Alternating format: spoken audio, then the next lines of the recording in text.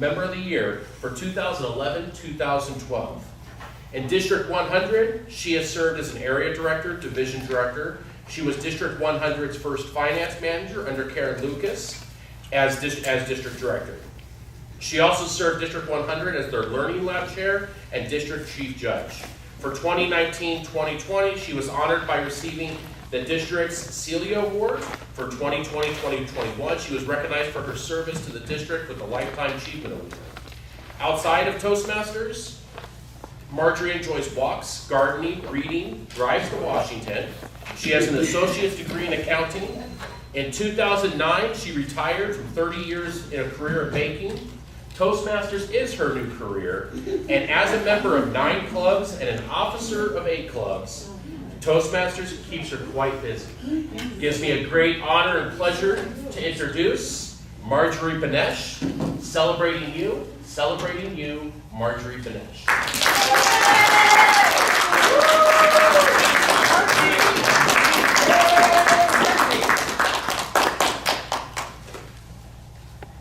Madam District Director, Mr. Immediate Past District Director, one thing Jeremiah forgot to say when he introduced me was, who me? We don't text. 4 weeks ago, I got a text. Hey there, would you be our keynote speaker August 24th in Redlands? Who is this from? Jeremiah, we don't text. It must be a fake text. I needed to confirm, so I pick up the phone and call him. It's for real. And yes, of course I said yes. Always say yes to an opportunity, especially an opportunity to speak. But the main reason I thought it was fake was because it was, hey there, I'm old school. I was born in the first half of last century. And we don't text. I'm old school. Hey there, no greeting, no hi, how are you? But the phone call made it personal. And I said yes to the opportunity. The opportunity Jeremiah gave me is a measure of Jeremiah's servant leadership. We should all be servant leaders and take a page out of his playbook. Do you remember his Toastmaster theme last year? Power of The power of one. Yep. The power of one. One matters. Each one of you matter. And the power of one is touching one another. Touching another. Touching me. Touching you. Reminds me of a song. Some of us were in Anaheim last week. There was lots of music and songs. I still feel the energy. Touching me, touching you. Good times never seem so good. Did any of you watch the convention online? Yep. Could you feel the energy that we felt? When I think about it, I still feel that energy. I still feel the vibes of the music. I especially liked Lisa's son, Gravita's presentation, and the past international presidents on the history of Toastmasters. I'm going to listen to those again. But touching lives, touching one another, lifting them up as we touch. Jeremiah did that for me. Who, me? I'm not a mucky muck. I've been to these awards banquets before, and we, in the past, before COVID. Everything was different before COVID. We had standing room only. But the keynote speakers were usually district directors or region advisors or international directors. The keynote speakers were usually a mucky muck. I'm no mucky muck, I'm just a plain Toastmaster. But again, that's the measure of Jeremiah's leadership. We need to take a measure out of his playbook, go back to our clubs and have club recognition event meetings. Not just once a year, but 2 or 3 times a year. Don't just recognize a member for completing level 1 or level 2 or a whole path, but recognize members for their community work, their family work, their career. Have a recognition meeting and find something to recognize each individual Toastmaster. Whether they're here a week, a year, 10 years, 30 years, find something to recognize. Whether they've given only 1 speech or 10 speeches, recognize and lift up each individual member. Say I see something in you and pass on the recognition. How important do you think that is to each other? And maybe as you recognize and recognize and recognize again, you will spark that leadership in them to come out. As you recognize one another, you lift them up. Lift them up so they can soar. Lift them up so they're confident that the leader of inside them is real. Later this morning, we're going to recognize our outstanding members. I have not seen the list of the outstanding members, but I can just imagine what it says. She's tenacious. She is giving. He is caring. He learns the Toastmaster program well and shares it with the members. He's a coach. He's a mentor. She's a nurturer. He's a cheerleader. He celebrates your successes. He supports your successes and encourages your growth. They attend every meeting, or almost every meeting. They hardly miss a meeting unless it's family or work orientated. They're diligent. They're leaders. All of our outstanding members are leaders. There's leaders inside them. Maybe new leaders that we need to lift them up so they can come out and they can soar. I am looking forward to seeing the outstanding member booklet to read about all of our different strengths and characters and skills of our members. Some of the outstanding members may say they pay attention to detail. They serve in every meeting role when called upon. They always have a speech ready when the assigned speaker doesn't make it. Do we always have a speech ready, Marjorie? No.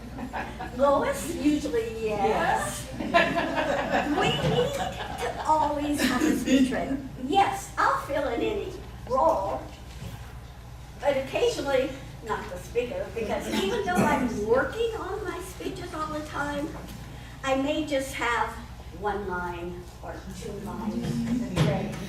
Not enough to express my thoughts to give it a practice. Again, I'm looking forward to reading the Outstanding Member booklet for all of the skills each one of you have and share. Along with the Outstanding Member booklet and the leadership in us, we have to remember to use the right words, to find the communication words that will resonate with our new members, our seasoned members, resonate the benefits of leadership. It's easier said than done. I can say, find the words that resonates with your audience so they'll be comfortable and confident in taking that step to leadership. But I don't always know what those words are. So if you know, share them with me. And as we're finding the words that resonate, we also want to make the connections with others. And the best way to make connections, tell your own story. But before you tell your own story, remind our new members especially, as you work through the Toastmaster program, you will develop memories. You will develop special moments to look back upon and share. I bet each one of you have those special moment memories that you can share with others to better make the connection, to make them feel good, confident, strong. I have several outstanding moments in my Toastmaster career, but 3 of them really stand out. The first one, I won Division A Table Topic Speech Contest, Salvation Army, Euclid Avenue in Ontario. That was a proud moment for me because I joined Toastmasters because I couldn't talk in table topics. My first table topic as a guest, I don't think I spoke more than 20-25 seconds. I don't think I had 3 or 4 coherent words together. I do remember would, think, yeah, maybe, I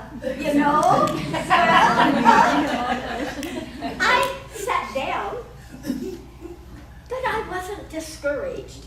I said, well, at least I made a fool of myself in front of not snakes. They seemed friendly. This was a morning club before work. On my way driving back to work, I could have answered. I did join, actually, that day before I went to work. But driving to work, the answer finally came to me, 30, 40 minutes later. So winning that table topic contest, a milestone for me. Yay! The second really standout fond memory, on stage, District 12 International Speech Contest. I was a contestant. My 99-year-old dad was in the audience. Whoa. That's my daughter. That's my daughter. And after the contest, we had dancing, and my dad and I danced. I did place third, and I was pleased with placing third. But having my dad there in the audience, that's my daughter. That's my daughter. I will always remember that. The third fond memory to look back upon is today, now, this 30-minute keynote speech. This is, and from my recollection, my very first keynote speech. Thank you, Jeremiah, for the power of one. Reaching out out and touching lives one by one by one, giving me this opportunity to soar and sharing my story with you and you online. Right now, are there any questions from the audience? Anybody have a question for me at all? Yes. What was the question that they gave you at the table topics conference? You are a finalist at the Oscars, and you did not win. What was your comments to the news media afterward? And my answer was, not word for word, but my answer was, I'm glad I did not win because my mother won. My mother was a fantastic woman. She was this, that. And my mother was one of the first women pilot in World War II. Her name's on a plaque at the Smithsonian Museum in New York. My mother's role epitomized the power of woman. And I'm so pleased my mother won and I didn't. Yay!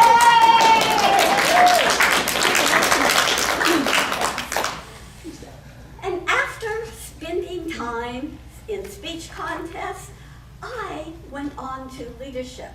I took that step. And again, that first step fell into me without me reaching for it. Somebody else was designated to become the next year's area director. I was on the area council. I was a secretary on the area council.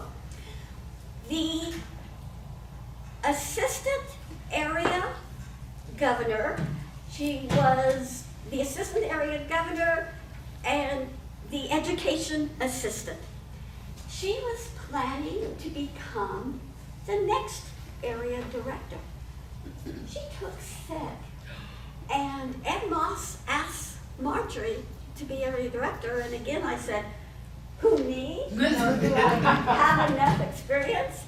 But there is lots of help in becoming an area director. We do not do it alone. We have wonderful leaders among us. A couple of the leaders, in my opinion, who stand out, I don't see them in the audience. Sandy Amolino was district director 2010-2012. Sandy! 2010-2011, Sandy Amolino was district director. But for the past few years, she has stepped up and served when called upon. She has been area director again, division director again, assistant division director. Sandy has stepped up when called upon. Even though she's been there, done that, she still serves. Nice. She is a servant leader. Yay, Sandy! Another servant leader, she's online, I don't see her online, Dr. Charlotte Noggle. 2018-2019, she was our district director. 2018-2019, she is an area director again. She stepped up to serve when the need was there. How often do you step up to serve when the need is there? And I tell you, I'm actually very thankful that Charlotte Noggle did step up. Anna Napoli, Division A Director, reached out to me about being an area director again. And I did say no, like all of us, our plates are pretty full. Tammy Lapp reached out to me again. Now, we still are missing 1 or 2 area directors. Would you consider? And I was considering putting it off, but I was just getting ready to call Anna when I see an email. All of our area director positions are full.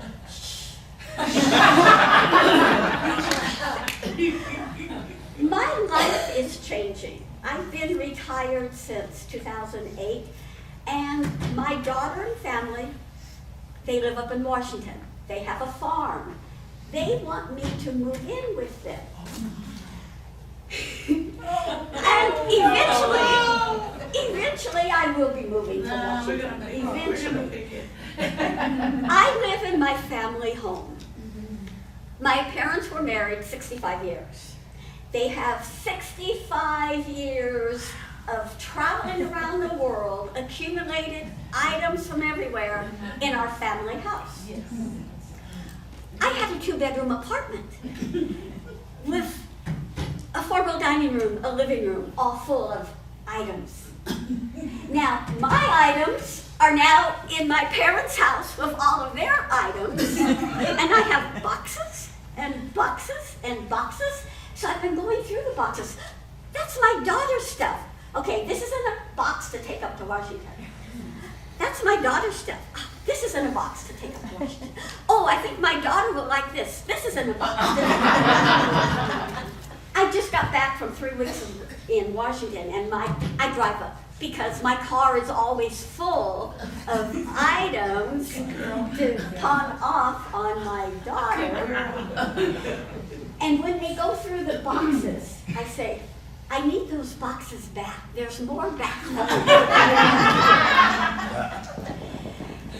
I have an accountability partner. We text each morning. Am I going through my boxes and my supplies? She reminds me. Am I getting ready to pack? I've already started packing for my next trip. I have things already Christmas gift wrapped, Thanksgiving gift wrapped. So I'm working on it slowly. So I'm going to be taking another drive up to Washington. My accountability partner helps to keep me on task. I'm pleased to say I have eliminated maybe 3 out of 100 boxes. Take your time, Marjorie, take your time.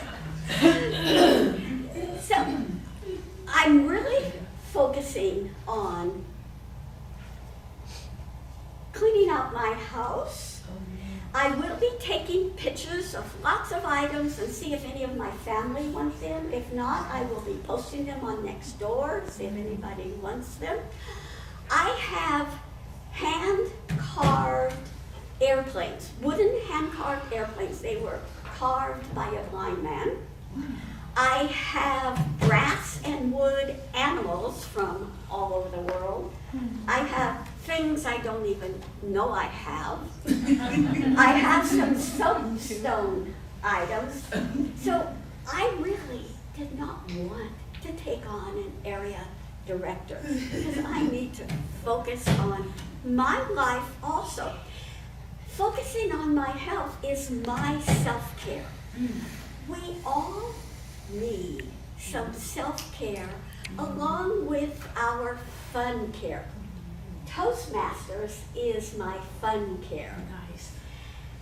So we all need to prioritize our faith, our family, our career, and our Toastmasters, and our fun and relaxation to have a well-balanced life and a well-balanced attitude for a well-balanced servant leadership.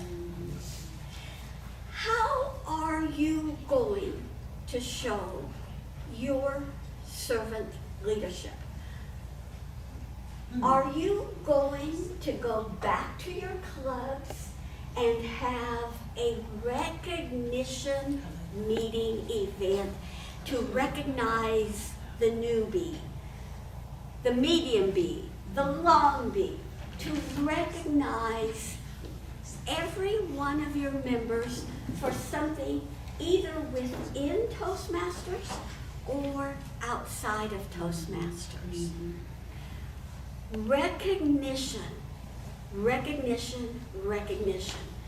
Touching lives one at a time to lift them up, to give them confidence. Are you going to try this skill? Take a page from Jeremiah's playbook. Having me be a keynote speaker today, having one of your new members in your club be the keynote speaker at your club recognition event.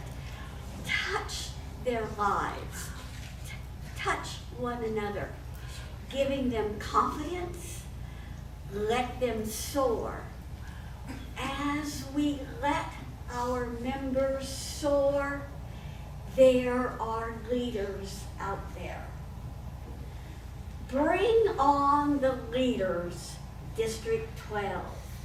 Bring on the leaders, touching lives, touching one, touching another, touching me, touching you. District 12, we're going to bring on the leaders. Bring on the leaders. Imagine it. Believe it. Achieve it.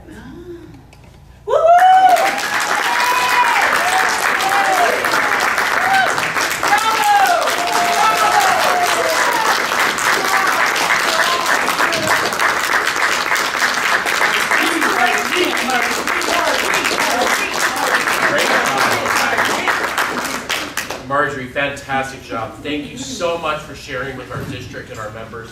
I'll tell you, we talked a little bit as I was thinking, you were the first person that came to mind, and now I know not to text you anymore.